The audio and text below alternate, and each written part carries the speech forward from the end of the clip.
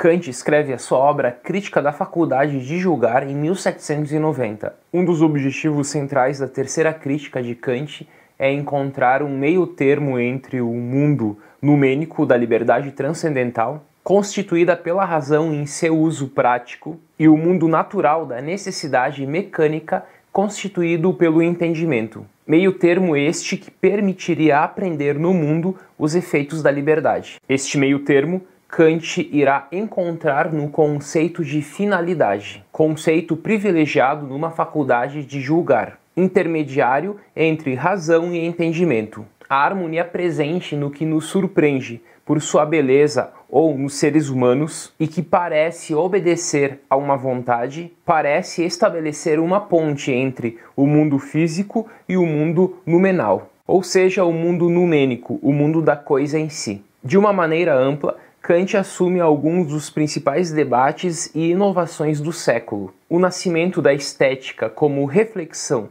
do juízo do gosto, que data em meados do século e que acompanha a autonomização do saber artístico, mas também as descobertas científicas sobre a especificidade do ser vivo em relação à natureza. Natureza essa puramente mecânica. Como pensar o estatuto da finalidade na natureza sem transgredir os interditos promulgados pela crítica da razão pura? Por meio de dois casos sucessivos dos juízos estéticos e teleológicos, Kant vai completar ao mesmo tempo o quadro dos usos de nossas faculdades e dar um estatuto crítico e não dogmático à finalidade entre causalidade mecânica cega e liberdade numenal. Falarei agora sobre 9 pontos da terceira crítica de Kant, escrita em 1790. Como primeiro ponto, destaco que a finalidade é o objeto da faculdade de julgar. A faculdade de julgar liga a universalidade da regra com o caso particular, mas de duas maneiras específicas. Quando o universal é dado e se trata de descobrir o individual, o juízo é determinante. Como no juízo de conhecimento, a priori, quando se determina as condições da submissão dos objetos da experiência aos princípios, por exemplo, da grandeza ou da sucessão causal, como na crítica da razão pura, ou a posteriori, quando na pesquisa empírica e classificatória parto do ser humano e aplico ele ao caso do Aristóteles ou do Sócrates. Quando, ao contrário, parto de um caso particular e busco a regra que lhe corresponde, faço um uso reflexivo da faculdade de julgar. Devo necessariamente introduzir uma harmonia ou uma ordem na diversidade natural, e não posso fazê-lo a não ser supondo uma finalidade na natureza, como se a natureza em sua diversidade tivesse sido criada de uma maneira ordenada, para que, assim, pudéssemos conhecê-la. Certamente este conceito não é válido senão subjetivamente para esta faculdade de julgar, porque não é necessário do ponto de vista da experiência possível, isto é, do entendimento. Como segundo ponto, destaco que há duas maneiras para este conceito de finalidade ser especificado na faculdade de julgar. No juízo estético ou no gosto, quando a forma do objeto parece ter sido feita para provocar em nós um sentimento de prazer ou de pena que resulta do acordo ou do desacordo entre nossas faculdades. A finalidade aqui é formal ou subjetiva. Já no juízo teleológico, quando o conceito do objeto parece ser o fundamento de sua forma, a finalidade é objetiva ou real, parecendo que a harmonia está no próprio objeto. A terceira crítica, a crítica da faculdade de julgar, divide-se assim em duas críticas. De um lado, a crítica da faculdade de julgar estética, e de outro, a crítica da faculdade de julgar teleológica. Como terceiro ponto, destaco que o juízo estético ou do gosto, tendo por objeto o belo, nos dá acesso a uma forma superior do prazer. O seguinte juízo, isto é belo, contém várias afirmações que podem ser determinadas a priori e que nos situam em igual distância de uma teoria empirista e de uma teoria racionalista do gosto, que confundem respectivamente o belo com o agradável e o belo com a perfeição. Os empiristas com o agradável e os racionalistas com a perfeição. Enquanto reflexão sem conceito da forma do objeto, Sobre nossas faculdades, guiadas por nossa faculdade de julgar, o belo é experimentado como uma harmonia livre de todo o fim exterior, como o útil, o cômodo, de todo o prazer inferior e particular, como o atraente, o agradável, e portanto como um objeto de uma satisfação desinteressada, suscetível de valer para todos. Este prazer desinteressado, que pretende obter a aprovação de todos e que se eleva acima do prazer particular, é como um símbolo da ação moral que a crítica da razão prática determinou como universal e desinteressada. Como quarto ponto, destaco que o juízo do gosto não faz mais do que pretender a universalidade. Há uma dialética do juízo do gosto comparável à dialética da crítica da razão pura e da crítica da razão prática. Opõem-se essas duas teses, a tese racionalista e dogmática, de uma universalidade do juízo do gosto, fundada num conhecimento demonstrável por conceitos de perfeição, e a tese empirista e cética, a qual todos os gostos são possíveis e válidos. A dialética pode ser resolvida. A necessária pretensão à universalidade, contida no juízo, é somente subjetiva e incapaz de administrar uma prova de sua legitimidade, porque o único conceito de um acordo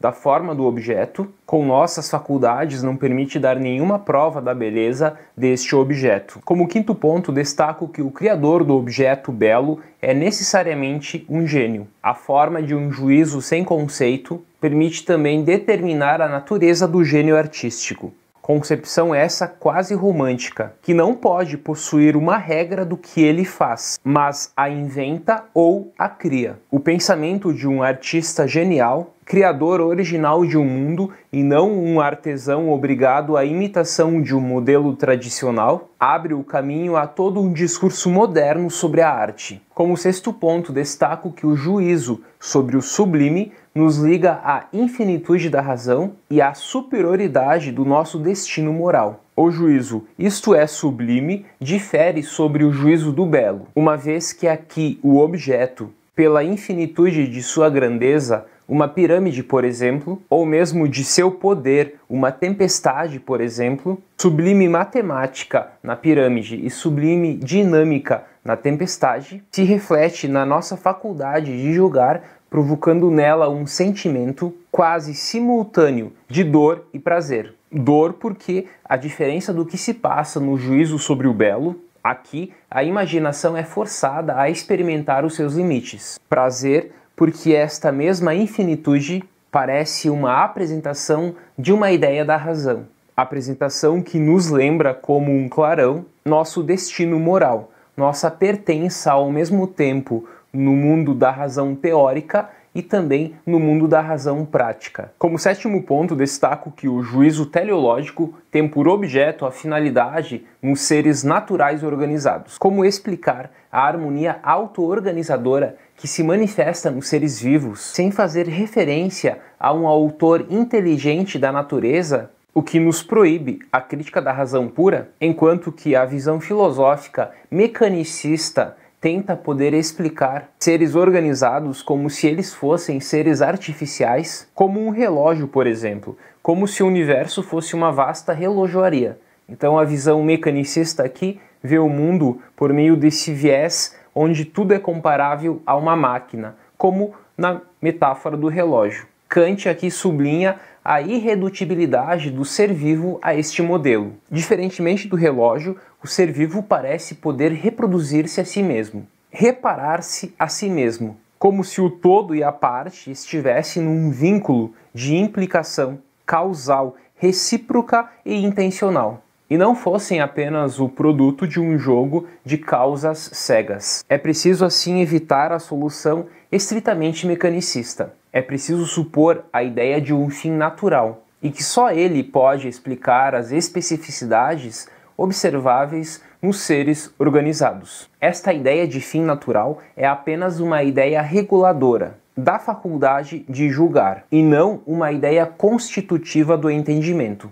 Como oitavo ponto, destaco que o juízo teleológico é apenas um guia no conhecimento dos seres animados. A dialética do juízo teleológico coloca em cena a antinomia que opõe De um lado, a tese de um mecanicismo cego, e de outro, a ideia segundo a qual uma causa final torna possível alguns desses seres, justamente os seres organizados. A solução da antinomia depende do fato de que a finalidade é apenas um conceito da faculdade de julgar, e não do entendimento. Ela pode apenas servir de fio condutor subjetivo para reunir mecanismos parciais e discernir o funcionamento global de um ser organizado.